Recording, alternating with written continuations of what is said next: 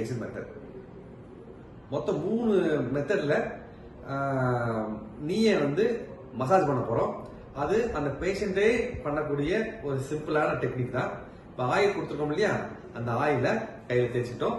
அதை இப்படி அப்ளை பண்ணியாச்சு, மொத்தமும் அப்ளை பண்ணியாச்சு.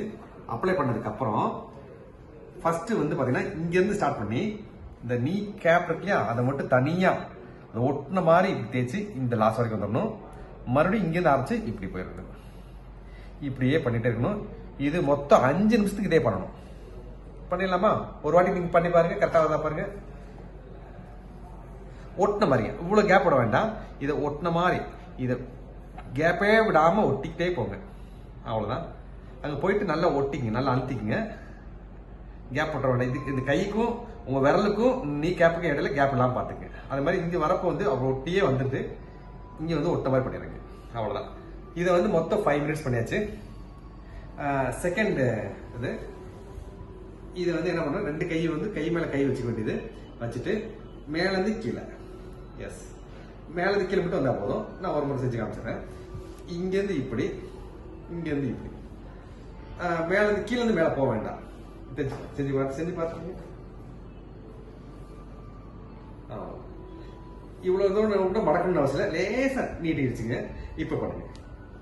எஸ், இது மாதிரி வந்து 5 மினிட்ஸ் பண்ணிடணும். அடுத்தது வந்து 3வது போயிடலாம். நல்லா காலை நல்லா மடிச்சுங்க. எவ்வளவு மேக்சிமம் முடியும் மடிச்சுக்கணும். நல்லா முதுக நல்லா வந்து சோஃபாலையோ சேர்லையோ அல்லது செவத்துலயே கூட உட்காந்துட்டு நல்லா சாச்சு நல்லா டைட்டா பிடிச்சி வச்சுட்டு இந்த மொட்டியை உங்களை நோக்கி எவ்வளவு மேக்சிமம் எடுத்துக்கணும் எடுத்துக்கணும்.